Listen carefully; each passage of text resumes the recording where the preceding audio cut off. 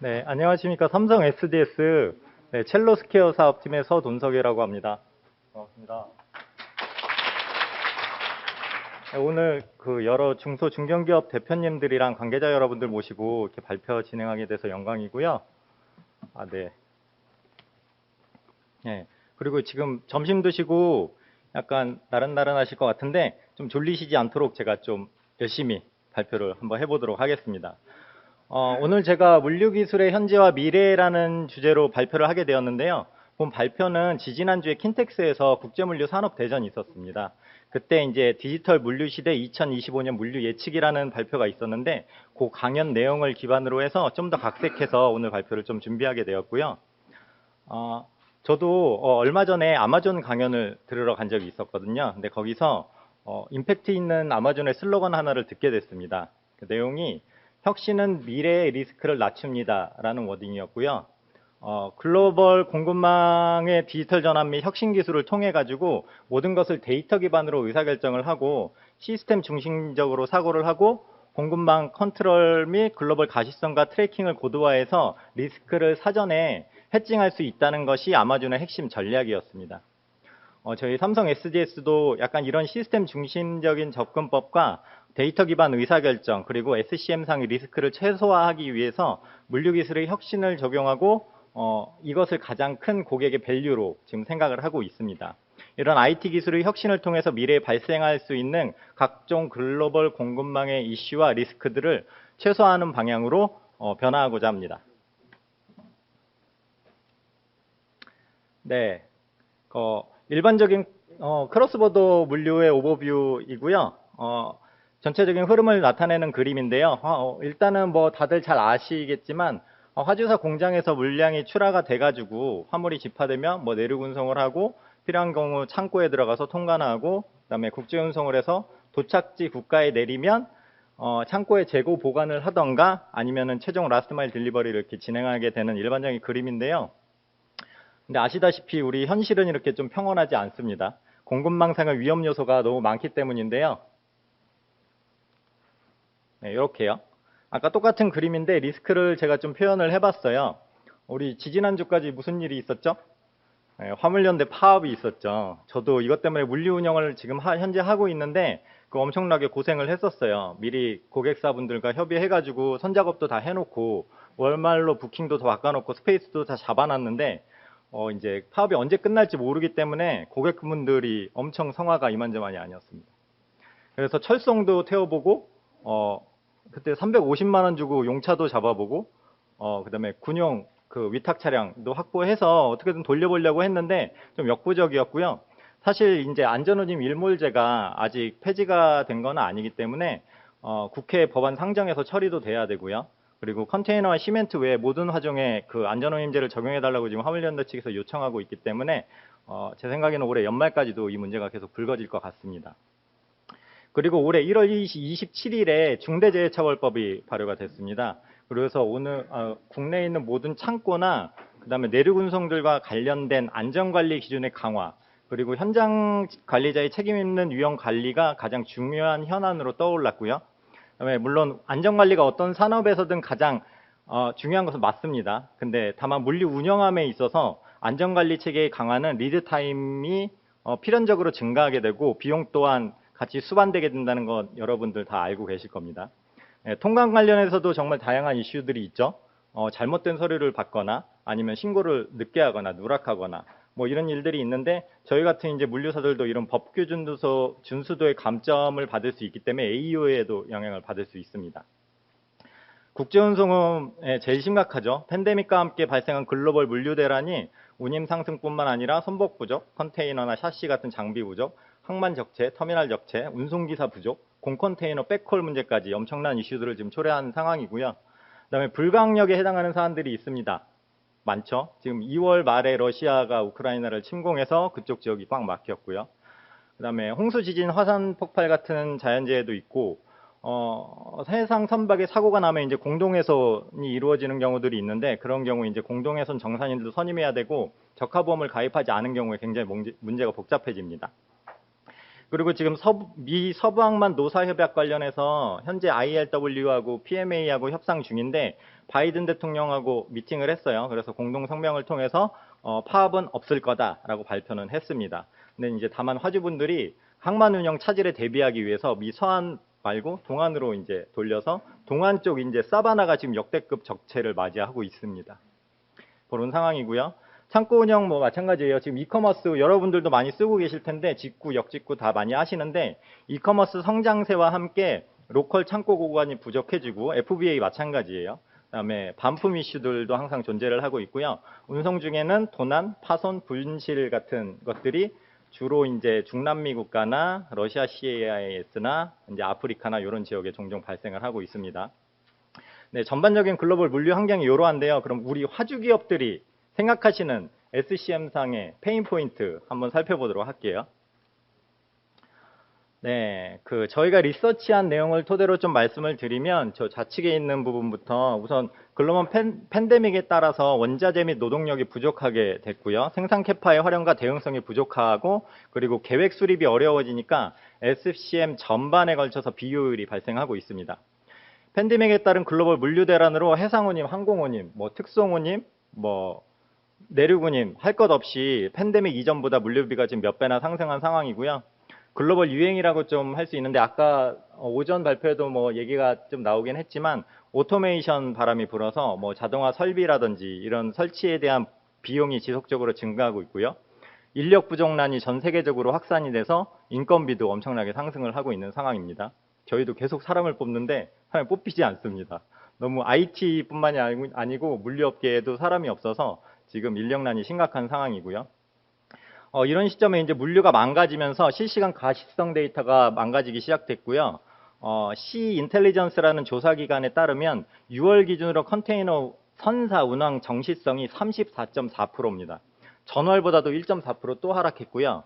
참고로 컨테이너 선박 운항 정시성은 팬데믹 이전인 18년, 19년에는 70에서 80% 수준이었어요. 정시성이 굉장히 높았고요. 그리고 현재는 운항 정시성이 가장 높았던 M5 선사 같은 경우에도 50%를 지금 하회하고 있는 상황이라서 과거 정시성의 절반에도 지금 미치지 못하는 상황입니다. 그리고 이런 물류 상황이 화주사, 물류사, 선사, 항공사 이런 물류업체들과 소모적이고 분산된 커뮤니케이션을 유발하고 있고요. 담당자들의 피로감이 쌓여서 퇴사하는 분들도 많이 생기고 있고요. 그리고 여러분들 아시겠지만은 계속 지금 국내든 해외든 특히 미국 쪽도 마찬가지인데 사람이 없어서 돈을 얼마를 줘도 지금 일을 안 하겠다. 이런 분들이 많아서 인력난이 계속 심각해지고 있는 상황입니다. 그래서 이런 물류 서비스가 고객들의 요구사항에 미치지 못하고 있는 상황이라 판단이 되고요. 이러한 환경을 디지털화하기 위해서 화주사, 물류사 그리고 다양한 노력들을 기울여야 할 것 같고요. 글로벌 전체적인 공급망의 낮은 디지털화와 서로 연계되지 않는 자동화 그리고 각자 분산된 단편화된 산업 전반의 표준화 이런 것들로 인해서 어려움이 지금 가중되고 있습니다. 그래서 글로벌 공급망과 물류 대란의 상황 속에서 우리 화주사들이 공급망 관리를 하기 위한 해법을 조사를 해봤는데요. 재밌게도 글로벌 브랜드 기업들한테 공급망 이슈를 타개하기 위해서 어떤 부분에 투자하시겠냐라고 여쭤봤는데 첫 번째 요소로 생산 능력을 확대하시겠대요. 네. 그냥 전공법 택하신 거죠. 많이 생산하겠다. 그래서 땜빵 하겠다. 이런 느낌이고요. 두 번째로는 서플라이 체인상의 속도를 증가시키겠다라고 답변을 하셨는데요. 여기에는 좀 여러 가지 전략이 숨어 있을 것 같아요. 여러 소싱처를 좀 통합한다거나 아니면 공급처를 국내나 인접국가로 회귀시키거나 멀리 있던 걸 다시 회귀시키거나 SCM과 관련된 수많은 이해관계자들을 최대한 축소시키는 방향으로 지금 전략을 펼치시려고 하시는 것 같고요. 세 번째로는 공급망에 있는 여러 파트너사들과의 저희 같은 물류사 포함해서 세관, 많겠죠. 창고업자 많이 있겠죠. 협업을 향상시키는 방안으로 주요 투자 방향을 보고 계셨습니다. 이런 부분에서 다양한 IT 기술들이 좀 접목될 수 있겠다는 생각을 지금 하고 있고요. 여기 맨 마지막에 보면 이제 SCM상의 여러 비용 낮추는 방법으로 약간은 맹목적인 방법도 찾고 계신데 이제부터는 그럼 우리 화주사들이 당면한 공급망 문제들을 해결하거나 또는 저희가 도움을 드리기 위해서 어떤 물류 기술들이 적용될 수 있는지 한번 살펴보도록 하겠습니다. 이런 물류 이런 IT 기술들이 뭐 물리와 직접적인 관련이 없다고 하더라도 여러 가지 미래 기술을 SCM상의 관리 포인트들과 결합해서 대안을 좀 찾아볼 수 있을 것 같습니다. 네. 물류 분야의 혁신을 가져다 줄 수 있는 IT 기술들을 다음과 같이 좀 추려봤는데요. 이 중에서 현재 물류사업 전반의 변화를 가져오고 있고 또 가까운 미래의 혁신적인 성과를 가져다 줄 것이라고 생각되는 기술들 중심으로 좀 말씀을 드릴게요. 초록색 부분이고요. 일단은 인터넷 오브 띵스 IoT예요. 17% 나와 있고요. IoT 기술은 정말 여러 분야에서 활용이 되고 있습니다. 선박의 AI에서 장비도 그렇고 터미널의 관제 정비들, 그리고 심지어 물류센터의 CCTV, 그리고 각종 데이터 로거 같은 것들이 그 실예이고요. 이런 IoT 장비들을 통해서 여러 가지 가시성 정보들을 실시간으로 취합하고 통합해서 혁신을 이룰 수 있고요. 또 언제 발생할지 모를 물류 이슈와 리스크, 보안 이슈들도 대응을 할 수가 있습니다. AI 부분이에요. AI는 진짜 활용도 높은데요. 뒤에서도 소개해드리겠지만 AI를 활용한 운송 정보 예측, 그다음에 위험 관리, 그리고 판매와 수요 예측, 뭐 이런 것들 다 가능하고요. 시황 예측도 있다가 보여드릴 건데 AI 엔진 활용해서 마켓 데이터를 수집하고 이를 정제하고 영향도를 분석해서 글로벌 공급망상의 여러 리스크들을 통합적으로 예상하고 관리하고 대응할 수 있게 됩니다. 물론 AI 데이터의 결과값은 항상 그 적용 모델을 검증을 해야 돼요. 그 인자를 추가 삭제하고 모델 변경을 해야 하고요. 변수들을 새로 정의하고 파라미터를 최적화해서 항시적으로 최적화 모델을 도출해야 되는 작업을 해야 됩니다. 그럼에도 과거 데이터를 통해서 미래를 예측하고 이를 대비해서 비용과 리스크를 조금이라도 줄일 수 있다면 충분히 의미 있는 일이 아닐까 생각하고 있습니다. 다음 로보틱스 분야입니다. 로보틱스는 두 가지로 생각해 볼 수 있어요. 첫 번째는 물류 자동화 창고 생각해 보시면 되는데요. 저희 이제 삼성 SDS에서도 자동화 창고 구축하기 위해서 아까도 잠깐 자동화 장비들 나오긴 했었는데 AGV랑 다스랑 드론 같은 거를 도입했거나 지금 현재 도입을 검토하고 있습니다. 최근에 로보틱스 장비에 대한 자동화 도입 효과를 저희 내부적으로 검증을 좀 해봤는데요. AGV 같은 경우에는 로봇이 피킹할 제품을 작업자한테 이렇게 로봇이 갖다 줘요. 작업자 있는 위치로 로봇이 오는 거거든요. 그렇게 함으로써 48%의 작업 개선 효과를 거둔다는 결과를 얻었고요. 다스 장비도 마찬가지로 배치 피킹하는 방식에서 오더별로 분류를 좀 지원함으로써 42%의 작업 개선 효과를 거둘 수 있는 것으로 분석했습니다. 드론이에요. 드론도 현재 물류에 활용하기 위해서 좀 여러 가지 테스트를 하고 있는데요.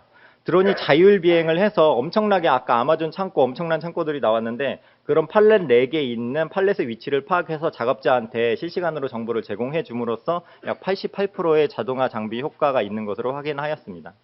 그리고 로보틱스의 두 번째 부분인데요. 여러분들도 잘 알고 계시는 RPM입니다. 저희 회사도 브리티 RPA라는 그 오토메이션 플랫폼을 활용해서 여러 분야의 지금 업무 자동화를 이루고 있습니다. RPA는 기존에 단순 반복되던 일상 업무들, 그리고 규칙적이고 정형적인 데이터를 다루는 업무들, 이런 것들을 로보틱스 기술을 활용해서 작업자의 근무 시간을 줄이고 인력 운영의 유연성과 업무 생산성을 높이는데 많이 유용하게 사용이 실제로 되고 있습니다. 마지막인데요. 마지막은 데이터 애널리틱스하고 클라우드 컴퓨팅 말씀드리겠습니다. 이미 아시겠지만 클라우드 컴퓨팅은 인터넷을 활용해서 컴퓨팅 기술, 서비스를 제공하는 것이고요. 개인용이나 업무용 PC가 아니라 인터넷을 통해서 클라우드로 연결된 그 원격 컴퓨터를 활용하는 기술을 말합니다. 쉽게 말해서 그 개인용 업무용 컴퓨터보다 성능이 뛰어나고 컴퓨터나 저장 장치들인 컴퓨팅 자원을 클라우드 상에서 처리해주는 IT 기술이라고 보시면 되는데요. 이런 클라우드 컴퓨팅을 통해서 언제 어디서나 인터넷을 사용해서 손쉽게 접근이 가능하고 최소한의 노력으로 최단 시간에 컴퓨터 자원을 늘리거나 줄여서 사용하는 게 가능합니다. 클라우드 상의 다양한 물류 솔루션, 그 IoT나 AI 엔진이나 빅데이터 분석 시스템 등을 구축해 놓고 그 대용량의 물류 데이터들을 분석하고 처리할 수 있는 환경을 만드는 거거든요. 이렇게 이런 운영 환경이 새로운 솔루션의 개발과 배포, 업데이트를 유지 관리를 편하게 할 수 있게 해주고요. IT 시스템 운영의 유연성과 민첩성을 극대화해서 고객의 요구사항과 비즈니스 변화에 기민하게 대응할 수 있는 환경을 만들어줍니다. 그럼 이런 IT 기술별로 어떤 부분에 효익이 있고 이걸 적용하기 위해서 아직 부족한 점들이 좀 많이 있거든요. 그런 것들을 선결해야 될 과제들이 어떤 것이 있는지 한번 살펴보도록 하겠습니다. 네, 좀 빨리 말씀드려서 죄송하고요. 네, 그 IT 기술들이 현재까지 글로벌 공급망과 물류 생태계에 좀 완전히 녹아들진 않았다고 생각을 하고 있어요. 그러니까 앞으로 이런 에코시스템 구축을 위해서 여러 이해관계자들이 협업해야 될 부분들이 많습니다. 네, 우선 IoT 부분 살펴보면 사물 인터넷 기기나 장비들을 활용해서 전체적인 물류 가시성과 연결성을 향상시켜 줄 수 있고 데이터 수집도 자동화해서 빠르고 간편하게 자료를 수집할 수 있거든요. 그래서 의사결정자들께서 데이터 기반으로 다양한 인사이트를 도출해 낼 수 있고 합리적이고 빠른 의사결정을 도울 수 있다는 장점이 있습니다. 다만 IoT 기술 관련해서 국제적인 표준이 좀 미비한 상태고요. 로밍 인프라 환경이 부족해서 현재는 국가별로나 아니면 한정된 라우트에 한해서만 국지적으로 좀 서비스가 되고 있습니다. 이런 글로벌 환경을 구축하는 데 앞으로 좀 많은 비용과 시간이 소요될 것으로 생각이 되고 있고요. 로보틱스 같은 경우에는 당연한 얘기겠지만 업무 자동화를 통해서 인력 의존도를 낮추면서 휴먼 에러 방지할 수 있고요. 사람이 하는 일을 로봇이 대체하니까 일단 다치지 않겠죠. 사람만 안 다치면 되니까. 그래서 중대재해처벌법 같은 법제도로부터도 어느 정도 자유로워질 수 있다고 생각을 하고요. 당연히 안정성이 강화되고 효율성 측면에서도 많은 개선을 이룰 수 있을 거라고 생각하고 있습니다. 앞서 말씀드린 것처럼 AGV나 다스, 드론 같은 그런 장비들을 활용해서 작업 효율성에 대해 상당 부분 개선을 이룰 수 있다고 말씀드린 바 있는데요. 다만 로보틱스도 최초 도입 비용과 그리고 기존 인력들을 다 없앨 수 없으니 인력을 대체하는 그런 이슈들이 있을 것 같고요. RPA 같은 경우도 단순 반복 작업을 적합한 업무에 투입한다면 실질적으로 많은 개선 효과를 볼 수는 있겠지만 RPA를 또 유지 보수하기 위한 또 다른 수작업이 있습니다. 그리고 환경이 변화함에 따라서 RPA가 한번 설치한다고 그냥 계속 가는 게 아니거든요. 계속 유지 보수와 업그레이드를 해줘야 된다는 점이 과제로 남아 있습니다. 네, 빅데이터하고 AI 부분은 실제 데이터를 기반으로 합리적인 의사결정이 가능하게 하고 그 다음에 AI 기술 통해서 다양한 예측이 가능하게 해서 생산, 수요, 공급 관리 및 미래에 발생할지 모를 그런 리스크들을 해칭하는 데 도움을 줄 수 있습니다. 근데 이런 빅데이터를 수집, 분석, 활용하기 위해서는 여기 문제점 있지만 개인 프라이버시나 기밀 유지, 보안 등의 제약이 있을 수 있고요. 최적 결과를 도출하기 위해서 데이터 수집의 범위와 가비지 데이터를 반환해서 품질을 향상시키는 데 지속적인 기술 개발과 관리가 필요합니다. 마지막으로 클라우드 부분인데요. 클라우드는 대표적인 게 지금 아마존 웹 서비스 AWS입니다. 여러 분야에서 다양한 비즈니스 모델로 활용될 수 있고요. 글로벌 네트워크의 민첩성과 유연성을 향상시킬 수 있습니다. 클라우드도 역시 IoT 등과 마찬가지로 상호 호환을 위한 글로벌 표준이 있어야 되는데 그 부분이 아직 미비한 상황이고요. 또 보안 문제도 지속적으로 거론되는 상황이기 때문에 이런 부분이 지속적으로 개선돼 나가야 될 것 같습니다. 네, 그럼 이런 IT 기술이 물류 전반에 어떤 솔루션으로 기능할 수 있는지 한번 살펴보겠습니다. 네, 우선 가시성 부분, 저 맨 왼쪽에 있는 가시성 부분 살펴보면요. 차량에 커넥티드 블랙박스나 차량 관제 단말 같은 장비를 부착해서 무선통신 시스템을 통해서 데이터를 수집하게 되고요. 플리텔레믹스 시스템 FTS라고 하는데요. 데이터 기반으로 차량을 배치하고 소카에서 활용하는 방법인데요. 관제하고 관리하는 등의 솔루션으로 다양하게 활용할 수 있습니다. 그리고 저희 회사에서도 제공 중인 서비스인데 저비용의 IoT 장비들이 있습니다. 화물의 위치뿐만 아니라 온도 충격 감지할 수 있고요. 충격에 예민한 제품들 있잖아요. 고가품, 그리고 신선품, 의약품, 운송 등에 활용할 수 있습니다. 저희 첼로 IoT 맵을 기반으로 실시간 위치 뷰를 보여주고요. 지오펜스를 활용해서 도착하면 알림을 받을 수 있고 온도 충격 감지가 허용 범위를 초과했을 경우에 또 실시간 알람을 받을 수 있습니다. 이렇게 다양하게 활용할 수 있고요. 이제 가운데 물류 계획 및 예측 부분인데요.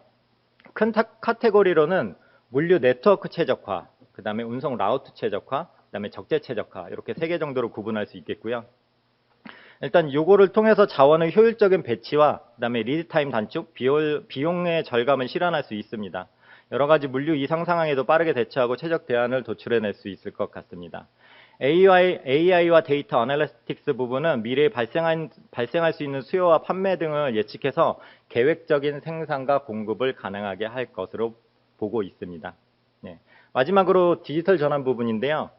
클라우드 컴퓨팅 기술을 활용해서 웹 기반의 디지털 솔루션은 그 앞에 말씀드린 것처럼 인프라 구축 비용 없이 사용한 만큼만 과금하기 때문에 그런 장점이 있고요. 유연하고 신속하게 온디맨드 솔루션을 제공할 수 있습니다. 그리고 요즘 물리업계에서도 전 세계적인 디지털 트랜스포메이션 바람이 불고 있는데요. 저희 삼성 SDS의 디지털 포워딩 서비스인 첼로스퀘어 뿐만 아니라 그 미국에 있는 플렉스포트, 그다음에 중국의 YQN, 링크와 같은 디지털 포워더들이 지속적으로 성장하고 있습니다. 오전 시간에도 그 밸류링크유 대표님께서 말씀해 주셨는데 2030년에는 디지털 포워더 시장이 글로벌 시장 점유율의 30%까지 갈 수 있다고 지금 예측을 하고 있습니다. 디지털 트윈은요, 모르시는 분들이 있을 수도 있어서 잠깐 말씀드리면, 물리적인 사물을 컴퓨터에 동일하게 표현되는 가상 모델로 표현하는 걸 의미하고요. 이렇게 가상화한 자산을 디지털 트윈으로 똑같이 만들어서 시뮬레이션을 해볼 수 있습니다. 디지털적으로 시각화해서 실제 자산의 특성을 상당 부분 정확한 정보를 얻을 수 있게 해주고요. 그 다음에 이렇게 해서 최소한의 비용으로 SCM상의 효율성을 극대화할 수 있는 그런 솔루션입니다. 네. 그리고, 요거는 이제 오늘 발표 키워드를 말씀드리려고 하는데요. 플랫폼 기반의 정확한 예측과 강한 회복력. 저 말씀을 드리고 싶어서 지금까지 계속 설명을 드렸고요. 지금까지 말씀드린 IT 기술을 물류 부분에 접목하고 그리고 물류 생태계 전반을 디지털화함으로써 플랫폼 기반의 정확한 예측이 가능하게 하고요. 또 이를 통해서 리스크를 빠르고 그리고 강하게 회복할 수 있다고 말씀드리고 싶습니다. 이러한 플랫폼 기반의 디지털 전환을 통해서 그동안 깜깜이었던 물류 흐름을 가시적으로 명확하게 보여줄 수 있고요. 글로벌 수요를 예측하면서 리스크를 관리하고 또 최적 캐파를 구성해서 비용 또한 현저하게 절감시킬 수 있으리라 생각하고 있습니다. 이런 공급망 전반의 디지털 전환은 물류사나 플랫폼사 혼자만 할 수는 없을 것 같고요. 여기 계신 많은 물류 관계자 여러분들하고 화주사, 세관 같은 정보기관, 그리고 선상공사, 특성사 같은 자산형 물류사, 이런 모든 이해관계자분들이 동참해야 물류 생태계 전반의 디지털 전환과 플랫폼 기반의 물류 운영을 도모할 수 있다고 생각합니다. 네, 여기까지 IT 기술이 접목된 모습을 보여드렸고요. 뒤에 간단히 IT 기술을 활용해서 리스크 매니지먼트 하는 부분과 수요 예측, 시황 예측하는 부분들 간단히 소개시켜 드리도록 하겠습니다. 네, 요거 많은 분들이 지금 현재 해상 트래킹 관련해서 마린 트래픽 같은 거 사용하고 계신데요. 화물 추적도 관리하고 트래킹도 하고 계신데, 보시는 장표와 같이 빅데이터 활용해서 선박의 ETA를 예측하고 정확도를 향상시킬 수 있습니다. 과거의 운송 이력과 현재의 운송 현황, AIS 통해 가지고 항만 혼잡도까지 분석을 해서 선박 운송 지연 상황을 모니터링하고 그다음에 도착 지연을 감지하고 ETA를 예측할 수 있습니다. 그래서 이렇게 되면 도착 지연을 조기에 센싱을 해가지고 미리 대체 운송 수단을 항공 특송 이런 걸 간과하거나 재고 보충이나 추가적으로 소싱을 한다든 등 그런 대안을 마련할 수 있게 됩니다. 네, 다음은 화물 운송 위험 관리인데요. AI 분석 시스템 통해서 CNN 같은 그런 외신 뉴스들을 실시간으로 모니터링하면서 지진이나 태풍, 화산 폭발 같은 키워드들, 그리고 전쟁, 파업, 사고 같은 내용들 있잖아요. 그런 것들을 추출해가지고 얼랏을 주고 각 사건 사고별로 위험도의 가중치를 부여할 수 있습니다. 그래서 영향도를 나타낼 수 있고요. 이런 것들은 AI 분석 엔진이 실시간으로 상시 점검하기 때문에 조기의 위험을 감지할 수 있고 또 신속히 대응할 수 있다는 장점이 있습니다.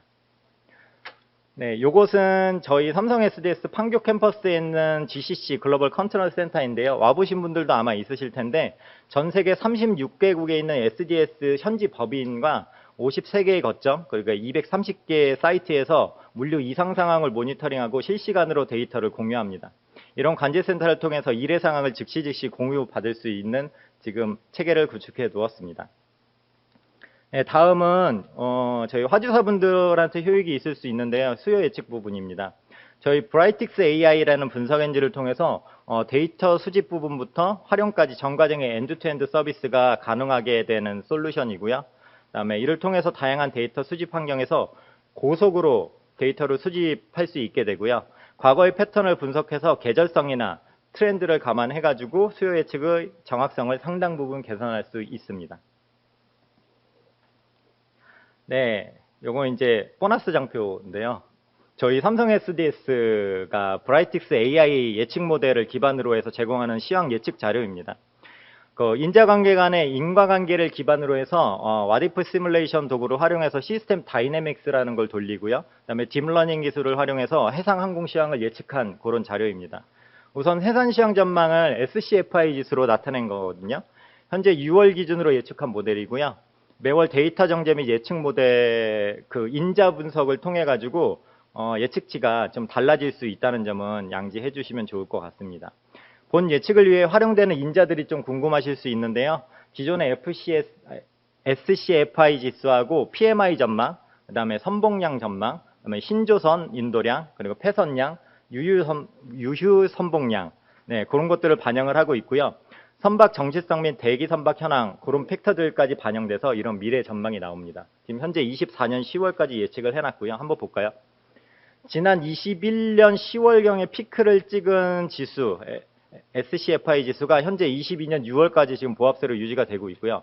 다음 달부터 아마도 7월을 기점으로 차츰 하락세에 접어들 것으로 전망하고 있습니다. 그래서 하반기에는 북미 서한 기준으로 40피트 기준으로 7,000에서 7,500불 정도까지 내려올 수도 있을 것으로 예상하고 있고요. 미주 동안은 8,800에서 11,000불 사이에 있을 것으로 예상을 지금 하고 있습니다. 다시 말씀드리지만 이런 예측치는 매월 정확도 분석을 통해서 팩터들을 추가 삭제 반영하고 있고요. 변수를 재정해서 시스템 다이내믹스를 통해서 재산출되기 때문에 변동될 수 있다는 거는 좀 감안해 주시면 좋겠습니다. 그래서 이런 시황 예측을 통해서 화주나 우리 물류사들이 롱텀 SC를 체결할지 FAK나 스팟 레이트를 만들어갈지 그런 의사결정들을 할 수 있을 것 같고요. 물동량 및 재고량 조정을 통해서 그 재고 전략에도 활용할 수 있을 것 같습니다. 네, 다음은 항공이고요. 항공은 항공발 택지수를 기준으로 전망을 해볼 수 있겠는데요. 아직 여객 밸리가 정상화되지 않았죠. 그리고 이커머스 물량이 전 세계적으로 지속 증가할 것으로 예상이 되기 때문에 하반기를 포함해서 당분간은 고운임 기조가 유지될 것으로 지금 전망을 하고 있습니다. 네, 마지막인데요. 항공 안 넘어요. 네, 항공. 네, 마지막으로 말씀드릴 건데요.